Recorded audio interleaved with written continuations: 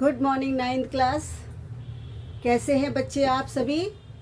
बच्चों, हम आपको आपके विज्ञान विषय के सभी चैप्टर्स जो आपके कोर्स में हैं उनके नोट्स जो है इस वीडियो के माध्यम से लगातार समझाते हुए चले आ रहे हैं। उसी श्रेणी में बच्चों आज आपके साइंस सब्जेक्ट का लेसन 8 गति, बल तथा गति के नियम, force and laws of motion, इसके बारे में हम आपको समझाएंगे। बच्चों, आप सभी जानते हैं बल क्या होता है। बल वह खिंचाव है जिससे हम किसी भी वस्तु की स्थिति में परिवर्तन करते हैं, चाहे वो कार हो, बैलगाड़ी हो, मोटरसाइकिल हो, साइकिल हो, स्कूटर हो या आकाश से गिरती हुई, ऊंचाई से गिरती हुई कोई वस्तु हो। ये सभी वस्तुएं एक दूसरे के ऊपर एक बल आरोपित करती हैं जिसके कारण उस वस्तु में जो है उसकी स्थिति में परिवर्तन होता है। जो बल होता है बच्चों वो हमेशा दो वस्तुओं में लगाया जाता है।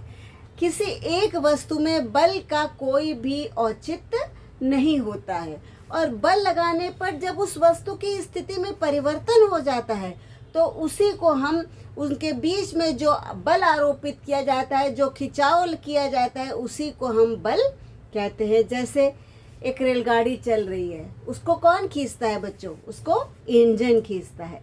हम साइकिल चलाते हैं तो साइकिल में हम पैडल के माध्यम से साइकिल को चढ़ाकर और उसकी गति में परिवर्तन और उसकी स्थान में परिवर्तन करते हैं। या किसी वस्तु को ऊपर से हम जब नीचे फेंकते हैं तो पृथ्वी एक बल जिसको हम गुरुत्वाकर्षण बल कहते हैं, पृथ्वी का आकर्षण बल होता है बच्चों, उसी के द्वारा वस्तु जो है वो नीचे गिरती है। ऐसी और बहुत सी चीजें हैं जिनमें जो है हम बल आरोपित करते हैं। तो आज हम आपको उसी के विषय में समझाएंगे, न्यूटन्स के नियम बताएंगे और बल आरोपित करने पर क्या क्या प्रभाव उसके होते हैं, इफेक्ट्स ऑफ फोर्स, इसके बारे में भी हम आपको समझाएंगे। 9th क्लास, बल हमने आपको अभी समझाया कि जब समय के साथ किसी वस्तु में स्थिति परिवर्तित होती है तो उस स्थिति परिवर्तन को ही हम उसकी अर्थात वस्तु की गति कहते हैं। जैसे बैलगाड़ी है, मोटर कार है, रेलवे ट्रेन है, बाइसिकल है या कुछ भी गतिमान वस्तु जो है वो इसी के अंतर्गत आती है। बच्चों, बल होता क्या है बच्चों? जब हम किसी वस्तु को खींचते हैं या ढकेलते हैं तो खींचने और ढकेलने की जो दोनों क्रियाएं होती हैं ये बल के अंतर्गत आती हैं। अर्थात इसको हम जब किसी वस्तु को खींच के या किसी वस्तु पर जो है ढकेल के एक अपने बल आरोपित करते हैं, उसी को हम वस्तु पर लगाया हुआ बल कहते हैं। जब हम किसी वस्तु को खींचते हैं तो उस वस्तु को अपनी ओर खींचते हैं तो उसको हम कहते हैं आकर्षण बल, और जब हम वस्तु को धकेलते हैं दूर तो उसको हम प्रतिकर्षण बल कहते हैं। बच्चों, बल हमेशा दो वस्तुओं के बीच में लगाया जाता है और बल किसी एक वस्तु पर उसका कोई भी मान नहीं होता है। बच्चों, इसके अलावा बल एक सदिश राशि है जिसके बारे में हम पिछले चैप्टर में आपको बता चुके हैं कि सदिश से अदिश दो प्रकार की राशि होती हैं।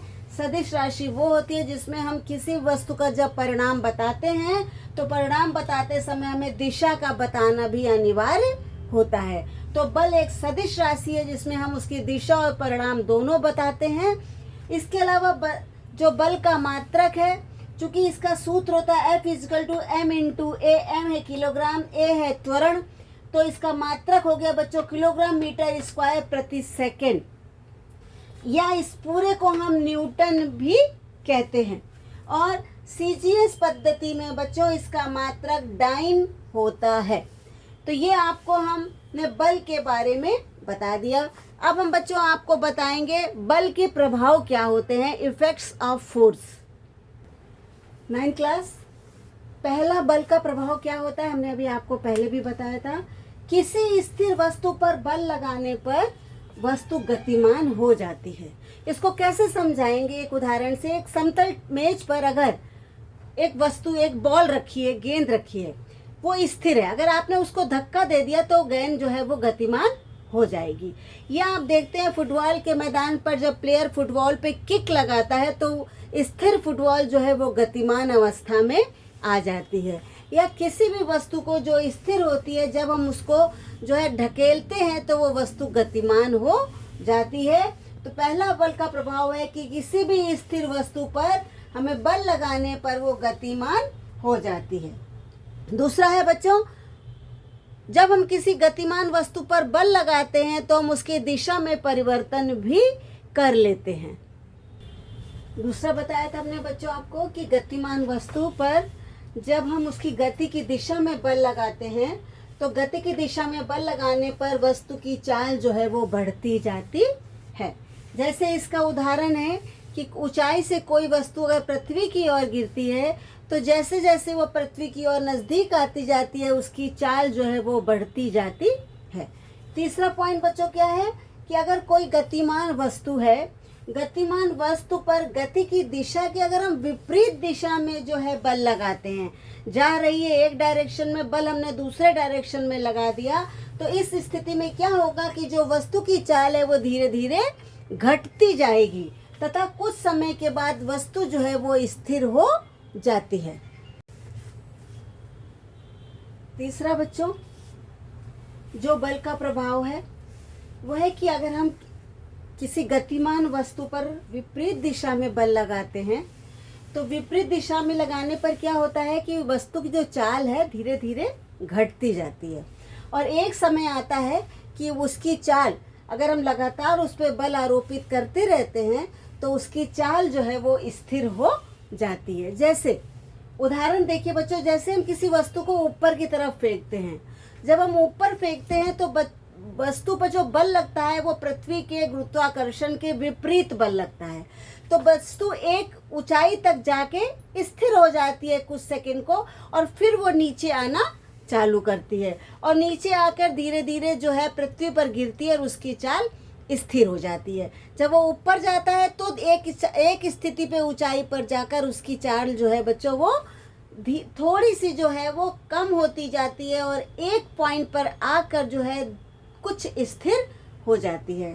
तो इस प्रकार से तीसरा है गतिमान वस्तु में अगर हम विपरीत दिशा में बल लगाते हैं तो वस्तु की चाल में परिवर्तन होता है, धीरे धीरे कम होती जाती है और कुछ समय बाद वस्तु स्थिर भी हो जाती है।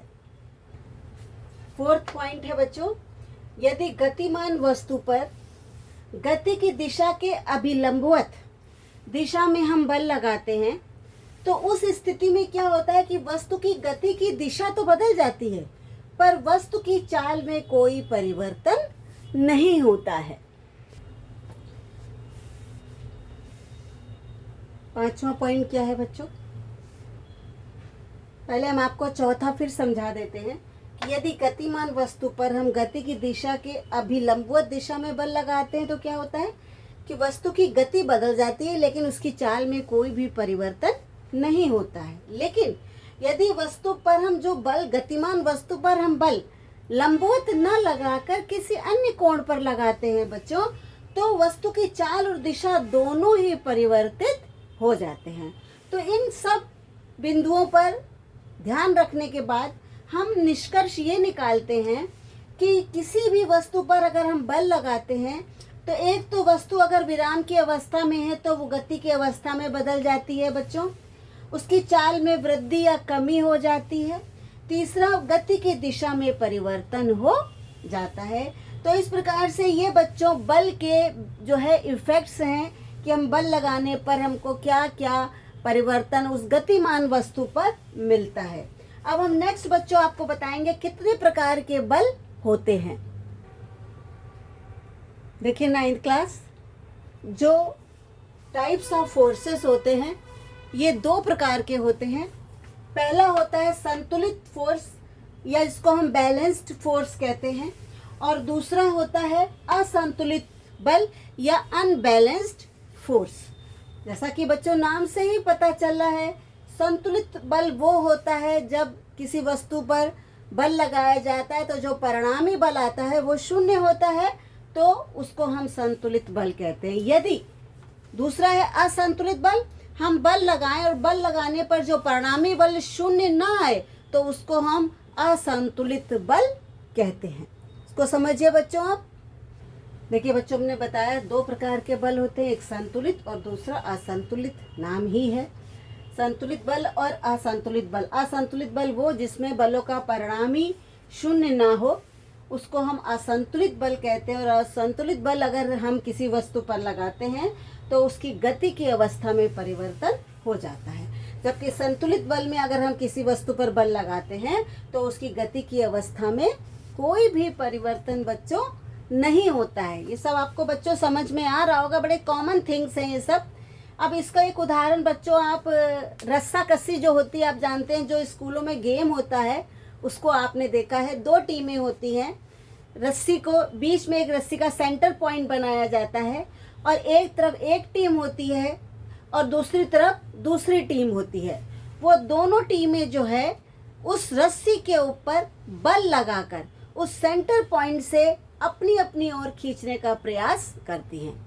इसमें उदाहरण बच्चों ये है कि अगर दोनों टीमों द्वारा लगाया गया बल समान है तो क्या होगा, परिणामी बल शून्य होगा, अर्थात रस्सी जो है वो अपने स्थान से न दाएं जाएगी न बाएं जाएगी और दोनों टीमें जो है उनमें कोई भी उनका रिजल्ट नहीं आएगा। लेकिन अगर बल एक साइड पर असंतुलित हो जाता है, एक टीम द्वारा लगाया गया बल अधिक है और दूसरी टीम द्वारा लगाया गया बल बच्चों कम है, तो क्या होगा, जिस तरफ अधिक बल आरोपित किया गया है बच्चों के द्वारा रस्सी उसी की तरफ खिंच जाएगी।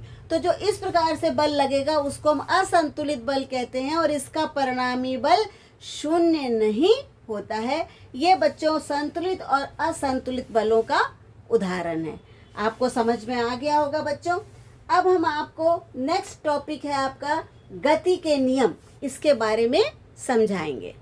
9th क्लास, जो न्यूटन्स लॉ ऑफ मोशन है, 3 प्रकार के न्यूटन ने अपने नियम दिए थे। न्यूटन का गति का पहला नियम क्या था बच्चों? पहले नियम के अनुसार अगर कोई वस्तु वो अपनी जिस स्थिति में, अगर वस्तु विराम अवस्था में है तो विराम ही रहेगी और अगर वस्तु गति की अवस्था में है तो गति की अवस्था में ही रहेगी। अर्थात जब तक वस्तु पर कोई बाह्य बल न लगाया जाए वे वस्तु जिस अवस्था में है वो उसी अवस्था में रहेगी। इसको हम न्यूटन का प्रथम गति विषयक नियम या न्यूटन की गति का प्रथम नियम कहते हैं। और इस प्रकार से जो वस्तु पर बल लगाने से उस वस्तु की गति में जो परिवर्तन होता है उसको हम जड़त्व कहते हैं। ये जो जड़त्व होता है, जड़त्व या द्रव्यमान, ये दो चीज़ें बाह्य बल या बल किसी वस्तु पर जब हम आरोपित करते हैं तो उस पर निर्भर करती है। वस्तुओं में हमने अभी आपको बताया कि स्वयं अपनी विराम अथवा एक समान गति की अवस्था को जो बनाए रखते हैं उसी प्रवृत्ति को हम जड़त्व या इनर्शिया कहते हैं। और इसी के इस प्रवृत्ति को लॉ ऑफ इनर्शिया या जड़त्व का नियम भी कहते हैं। अर्थात वस्तु अगर जिस अवस्था में वो स्वयं है उसको बदलना नहीं चाहती है तो जिस अवस्था में रहती है, चाहे वो गति की अवस्था हो या विराम की अवस्था हो, उन दोनों अवस्थाओं को जो है तब तक वो परिवर्तित नहीं करती है जब तक उस पर कोई बाह्य बल आरोपित न किया जाए। इसको हम जड़त्व का नियम कहते हैं। जो जड़त्व जो है बच्चों ये 2 प्रकार के होते हैं, एक होता है विराम का जड़त्व, दूसरा होता है गति का जड़त्व। तो हम इस अवस्था में क्या कह सकते हैं कि जब वस्तु विराम में है तो उसको जड़त्व का नियम कहते हैं या उसके स्वभाव को जड़त्व कहते हैं। या दूसरा गति का नियम है, उसको भी हम उस जड़त्व कहते हैं। अर्थात वस्तु की जैसी अवस्था है वो अपनी उसी अवस्था को बनाए रखने का प्रयास करती है, उसके इस अवस्था को हम जड़त्व का नियम कहते हैं या उसकी इस स्वभाव को हम जड़त्व का स्वभाव कहते हैं। ये 2 प्रकार के हमने बताया, विराम का जड़त्व या गति का जड़त्व। इन दोनों में जब उनकी अवस्थाओं में हमें परिवर्तन लाना होता है तो हमें उसमें कोई ना कोई बल लगाना पड़ता है। दूसरा हमने आपको बताया द्रव्यमान। अब द्रव्यमान क्या है बच्चों? द्रव्यमान जो है किसी भी वस्तु का जो जड़त्व होता है वो उस वस्तु के द्रव्यमान पर निर्भर करता है। ये हम आपको अब आगे बताते हैं। जो वस्तु बच्चों जड़त्व हमने आपको बताया जड़त्व का, तो जड़त्व की माप कैसे की जाती है? ये वस्तु के द्रव्यमान पर निर्भर करती है।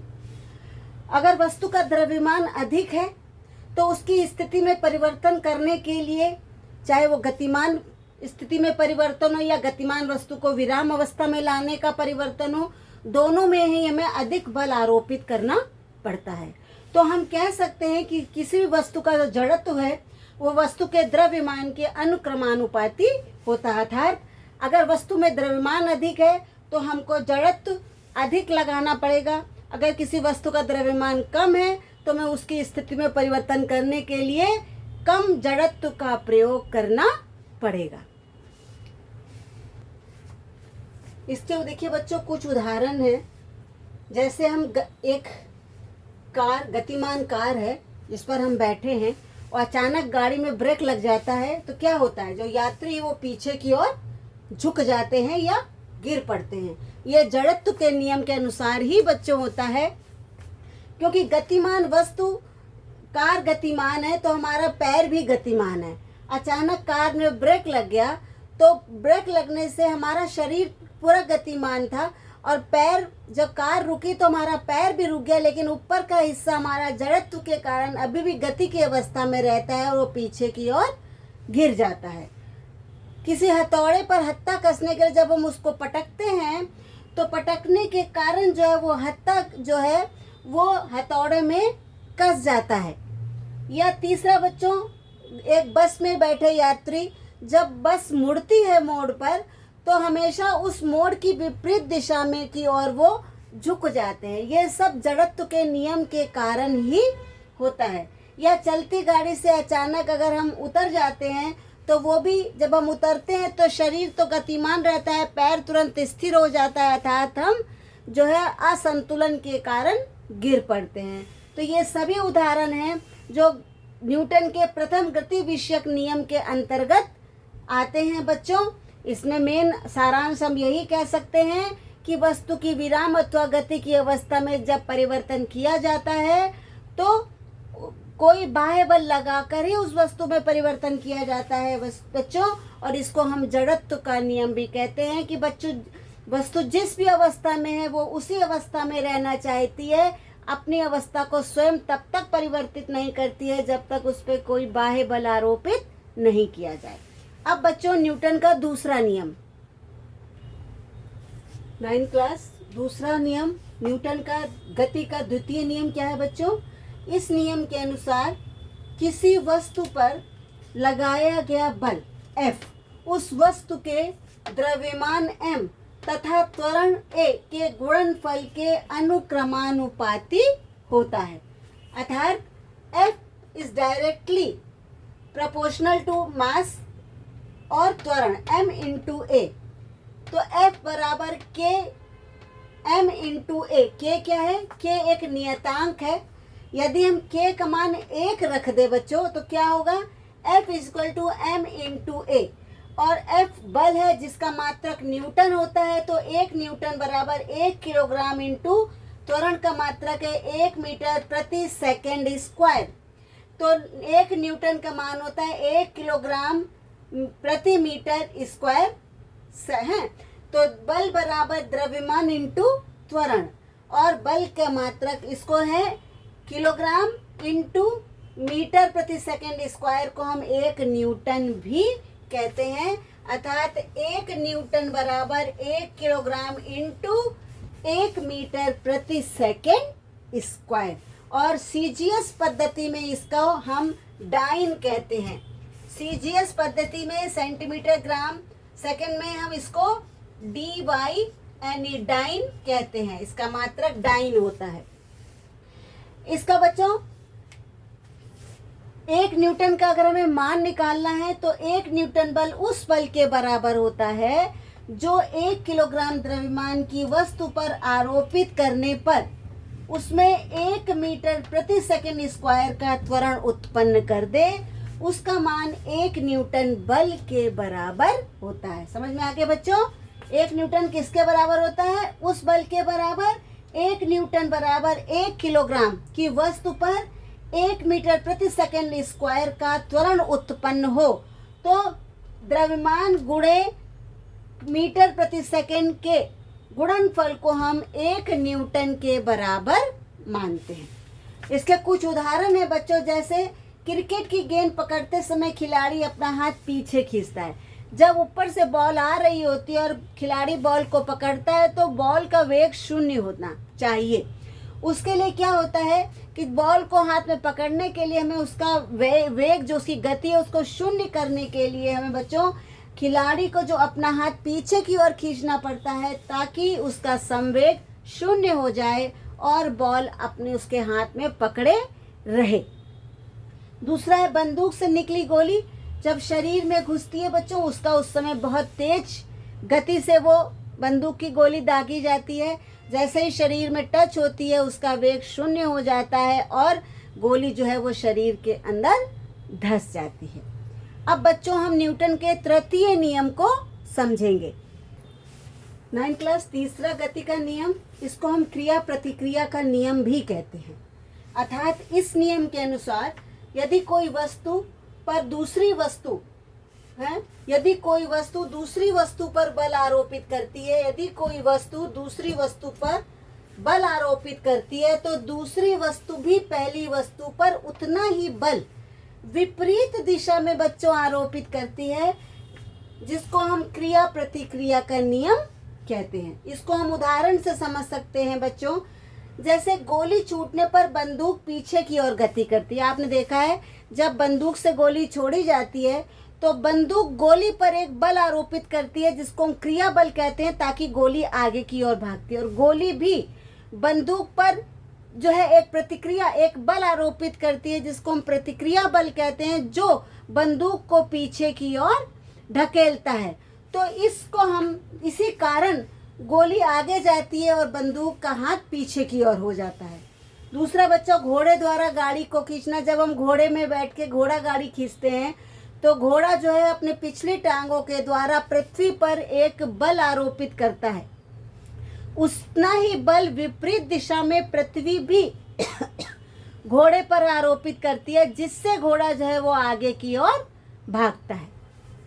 इसी प्रकार से जेट वायुयान या रॉकेट तेजी से ऊपर की ओर भागते हैं, क्योंकि जब हम रॉकेट को या वायुयान को ऑन करते हैं तो उससे जो गर्म गैसेस निकलती हैं वो तीव्र गति से जो है गैसें नीचे की ओर दबाव डालती हैं गैस पे पृथ्वी की ओर। यही गैस जो है ये विपरीत दिशा में जो है वायुयान पर जो गैस निकलती है उस पर पृथ्वी अपनी ओर खींचती है और उसी की प्रतिक्रिया में गैसें वायुयान को ऊपर की ओर भेजने के लिए उतना ही बल, जिसको हम प्रतिक्रिया बल कहते हैं, जेट पर आरोपित करती हैं, जिससे जेट ऊपर की ओर उड़ जाता है।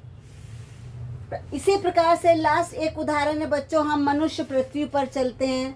कैसे चलते हैं? देखिए, पृथ्वी पर जब हम पैरों के द्वारा चलते हैं तो हम एक बल पृथ्वी पर अपने उस पैरों के द्वारा आरोपित करते हैं, जिसको हम क्रिया बल कहते हैं। और पृथ्वी भी हमारे पैरों पर उतना ही बल विपरीत दिशा में आरोपित करती है, जिससे कि हमारे कदम जो है वो आगे की ओर बढ़ते जाते हैं। इसी को हम क्रिया प्रतिक्रिया का नियम कहते हैं। इनके मान जो है ये, एक तो इनके परिणामी बल 0 नहीं होता है, क्योंकि क्रिया और प्रतिक्रिया बल हमेशा अलग अलग वस्तु पर लगता है, तभी जो है परिणामी बल 0 न हो के कुछ उसका मान होता है और वस्तु की गति की दिशा में परिवर्तन हो जाता है। देखिए 9th क्लास, जो लास्ट इस चैप्टर में बचा है एक है रेखीय संवेग। क्या होता है? Linear momentum. किसी गतिशील वस्तु के द्रव्यमान और उसके वेग के गुणनफल को हम वस्तु का संवेग कहते हैं। इसको हमेशा हम P से पहचानते हैं, जहाँ P होता है, P बराबर होता है बच्चों संवेग। तो संवेग इज इक्वल टू द्रव्यमान इंटू वेग। तो P is equal to m into v। m क्या है बच्चों? द्रव्यमान किलोग्राम में, वेग क्या है? मीटर प्रति सेकंड। ये आप पिछले चैप्टर में पढ़ चुके हैं बच्चों। तो संवेग का मात्रा क्या होगा, किलोग्राम इंटू मीटर प्रति सेकंड। ये संवेग भी एक सदिश राशि है, अर्थात इसमें जब भी हम परिणाम को बताते हैं बच्चों तो हमको दिशा को बताना भी आवश्यक होता है। तो किसी भी गतिशील वस्तु को जब हम रोकते हैं तो रोकने हेतु जो हम उस वस्तु पर बल आरोपित करते हैं उस बल का मान वस्तु के वेग पर निर्भर करता है। अगर वस्तु बहुत गतिशील है तो हमको अधिक वेग से उस वस्तु को रोकना होगा, यदि वस्तु कम गतिशील है तो उस वस्तु पर कम वेग लगाकर हम उस वस्तु को रोक सकते हैं। अब इस बल और संवेग में एक संबंध होता है बच्चों। बल तथा संवेग परिवर्तन में संबंध को समझिए कि किसी द्रव्यमान m की वस्तु पर समय अंतराल डेल्टा t, समय अंतराल मीन्स प्रारंभिक समय और अंतिम समय, t2 माइनस t1, t2 इस अंतिम समय और t1 इस प्रारंभिक समय। तो वस्तु पर समय अंतराल डेल्टा t में कोई बल F लगाने पर उसका वेग u, जो कि प्रारंभिक वेग है, u से बढ़कर v हो जाता है। तो हमारा दूसरा जो गति के नियम थे बच्चों आपने पढ़े थे, तो गति के नियम द्वितीय नियम के अनुसार अभी हमने पढ़ा है गति का दूसरा नियम कि बल F is equal to m into a, द्रव्यमान इंटू त्वरण m इंटू ए। अब यहाँ a का जो मान है वो हमने जो रेखीय गति समीकरण पढ़े थे 3 बच्चों पिछले चैप्टर में, जिसमें पहला था v is equal to u plus a t, दूसरा था s is equal to u t plus half a t square, और तीसरा था हमारा v square is equal to u square plus 2as। वहाँ से हमने a का मान निकाला बच्चों, a बराबर v माइनस यू बटे डेल्टा t। v क्या है, v है अंतिम वेग और u है प्रारंभिक वेग। अब हम यहाँ पर इस a का मान इस समीकरण में रख देंगे, तो f is equal to m into v minus u बटे डेल्टा टी। ये a का मान हमने v माइनस यू बटे डेल्टा टी यहाँ पे रख दिया। अब इस m का हमने इससे गुणा कर दिया बच्चों, तो mv माइनस mu बटे डेल्टा t आ गया। अर्थात mv माइनस mu क्या है, वस्तु का अंतिम वेग माइनस वस्तु का प्रारंभिक वेग, और ये mv माइनस mu को कहते हैं संवेग परिवर्तन, और इसको हम डेल्टा p के नाम से जानते हैं। अर्थात mv माइनस mu बराबर जो है बच्चों ये यहाँ पर हो जाता है डेल्टा p, इसको हम डेल्टा p या संवेग परिवर्तन कहते हैं। तो इस डेल्टा p को हम यहाँ पर रख देंगे बच्चों, f is equal to delta p, ये निकाला था ना हमने यहाँ पर इसकी जगह यहाँ, तो यहाँ पर हम रख देंगे mv माइनस mu की जगह लगा देंगे डेल्टा p, तो क्या आ जाएगा F बराबर डेल्टा p बटे डेल्टा t, अर्थात बल बराबर संवेग परिवर्तन की दर। जैसे जैसे बल, जितना बल हम आरोपित करेंगे उसी अनुसार हमारे संवेग में परिवर्तन होगा, अर्थात वेग में परिवर्तन होगा। समझ में आ गया बच्चों। अब एक और रह गया है आपका आवेग क्या होता है, इसको भी समझ लीजिए बच्चों, तो आपका ये चैप्टर जो है खत्म हो जाएगा। चैप्टर समाप्त होने से पहले बच्चों हम आप लोगों से कहते हैं कि मेरे वीडियो YouTube में मेरा चैनल है science simplified by Sunita Sharma. आप लोग बच्चों अधिक से अधिक बच्चे उसको लाइक करिए, शेयर करिए और सब्सक्राइब करिए, ताकि आप जैसे बहुत सारे बच्चों तक हमारे वो वीडियो पहुँचें। और जिस मकसद से ये वीडियो हमने बनाने चालू किए हैं बच्चों, हम चाहते हैं ज़्यादा से ज़्यादा बच्चे इस वीडियो को देखें और समझें, ताकि घर बैठ के वो ज़्यादा से ज़्यादा जानकारी अपने विषय की प्राप्त कर सकें। बच्चों हमारे वीडियो को इसीलिए लाइक, शेयर और सब्सक्राइब करिए, अपने दोस्तों को बताइए, ताकि वो भी हमारे जो है वीडियो को देखें, समझें। और हमको अगर कहीं आपको कोई प्रॉब्लम समझ में आती है तो हमको कमेंट में बताइए, ताकि हम आपकी समझ के अनुसार उसमें परिवर्तन करेंगे। धन्यवाद बच्चों। अब हम एक पॉइंट और है वो बता दें आपको। देखिए 9th क्लास लास्ट जो इस चैप्टर 8 का टॉपिक है बल का आवेग या इम्पल्स ऑफ ए फोर्सेस। किसी वस्तु पर बड़ा बल, हैवी बल, अल्प समय के लिए, थोड़े टाइम के लिए, जिसको डेल्टा टी से पहचानते हैं, के लिए अगर आरोपित किया जाता है तो बल और समयांतराल के गुणनफल को बल का आवेग कहते हैं। एक बड़ा बल थोड़े समय के लिए किसी वस्तु पर लगाया जाता है तो बल और समय अंतराल के गुणनफल को हम बल का आवेग कहते हैं, जिसको हम आई से जो है पहचानते हैं। तो आई बराबर बल का आवेग बराबर बल इंटू समय अंतराल। तो बल का आवेग बराबर यहाँ आई लिख दिया, I is equal to F into delta T. अब इसका मात्रक क्या होगा, वही जो न्यूटन इंटू सेकेंड। आई बराबर F into delta T. F है बल, बल का मात्रक होता है न्यूटन और समय का मात्रक है सेकेंड, तो आवेग का मात्रक होगा न्यूटन इंटू सेकेंड। अब वस्तु का संवेग जो है ये संपूर्ण परिवर्तन उस पर आरोपित बल के आवेग के अनुक्रमानुपाती होता है। अर्थात जितना ज्यादा आवेग होगा, वस्तु का संवेग जितना होगा, उस पर हमको आरोपित बल का आवेग भी उतना ही लगाना पड़ेगा। तो बल का आवेग बराबर संवेग परिवर्तन होता है। F इंटू डेल्टा टी, ये देखिए यहाँ पर आपने बल का आवेग लगाया F इंटू डेल्टा टी बराबर संवेग परिवर्तन m इंटू डेल्टा वी बराबर डेल्टा p के हो जाता है। तो क्या हो गया, F इंटू डेल्टा टी बराबर m इंटू डेल्टा वी बराबर डेल्टा p। यहाँ पर हम F इंटू डेल्टा टी को डेल्टा p भी लिख सकते हैं बच्चों। तो आवेग का मात्रक भी संवेग के मात्रक जैसा ही होता है। संवेग का मात्रक होता है किलोग्राम मीटर पर सेकंड, तो आवेग का मात्रक भी किलोग्राम मीटर पर सेकंड या न्यूटन इंटू सेकंड होता है। बच्चों ये चैप्टर आपका यहाँ पर समाप्त हो गया है।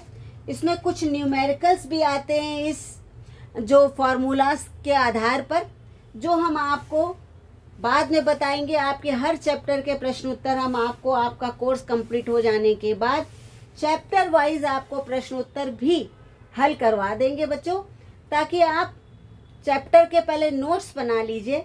उन नोट्स से आप हर प्रश्न का उत्तर स्वयं ही दे देंगे अगर आपने नोट्स अच्छी तरीके से तैयार कर लिए हैं।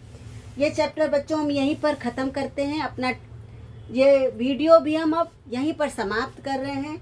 समाप्त करने से पहले बच्चों आप हमारे वीडियो को लाइक, शेयर और सब्सक्राइब जरूर करिए, ताकि ज़्यादा से ज़्यादा बच्चों तक हमारा ये वीडियो क्लास 9th के अधिक से अधिक बच्चे इस वीडियो को देखें, समझें और अपने नोट्स की कॉपी पर बना लें। धन्यवाद बच्चों।